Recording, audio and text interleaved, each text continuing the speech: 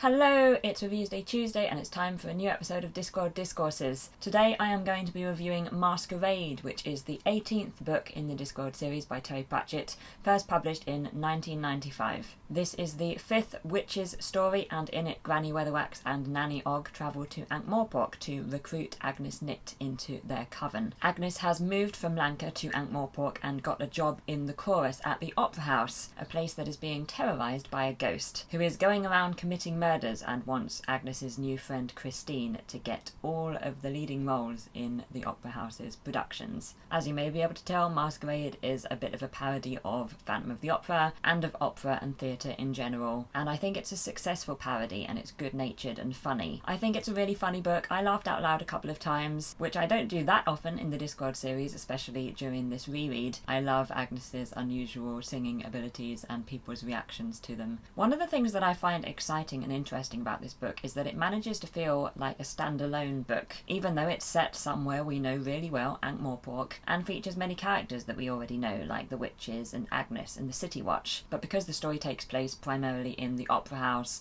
which has its own world and its own ecosystem and its own new, interesting and distinct characters, the book still feels quite a lot like a standalone book. I love the standalone books in the Discworld series for their novelty and surprises, but I also love the books that are part of longer series because you get to spend more time with the characters and the settings, and because of all the continuity and in-jokes that you wouldn't have otherwise. Maskerade manages to sort of have the best of both worlds. There are some great characters in Maskerade, some of whom we've already met and some of whom we'll only meet this once. I love the variety of characters, especially of female characters. I am endlessly impressed by how quickly Pratchett can make you feel like you understand a character perfectly. He's so good at painting characters for a reader, full of flaws and eccentricities. I liked how Nanny Ogg felt like she took more of a centre stage in the witches group. We got to see more of how she works and how the relationship between her and Granny Weatherwax works,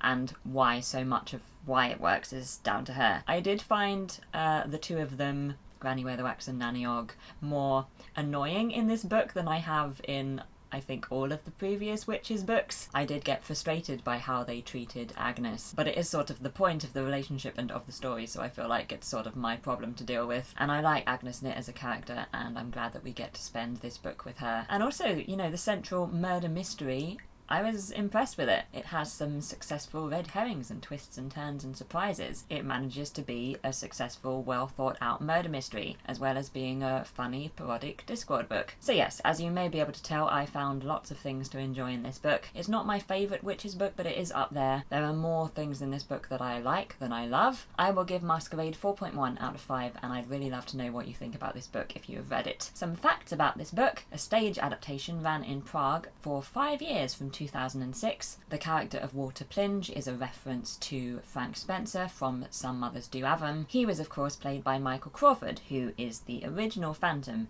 in the stage musical of Phantom of the Opera. Nanny Ogg's cookbook, which is introduced in Maskerade, exists and you can buy it. It features recipes and very helpful advice on etiquette. If you liked Maskerade, what should you read next? The next Witches book is Carpe Jugulum, which might be a good place to go. Also, if like me you liked how Maskerade felt a bit like a standalone despite being part of a larger series, then I would say that The Truth ticks many of those boxes as well. It's set in Ankh-Morpork and it features many characters that we've already met, but it's within its own little bubble, and it's listed as one of the standalone Discworld books. If you didn't like this book, then the next book in the Discworld series is Feet of Clay. This is a watch book, but if you want to get away from Ankh-Morpork entirely, then the book after that is Hogfather, and that's a death book, and it's also really good, so that might be a good option as well. That's it for today. The next book I will be reviewing in Discworld Discourses is Feet of Clay, and that will be on the 15th of October, and the full list of Discworld books and when I'm planning on reviewing them will be linked in the description below. Let's move across to the end screen. If you'd like to see my latest video or some more Discworld Discourses, then you can do so below me here, and you can also subscribe to my channel or visit my website if you wish to beside me here. And if you fancy checking out my Patreon page, then the link to that will also be in the description below. I hope you have a fantastic day, and I will see you later on in the week.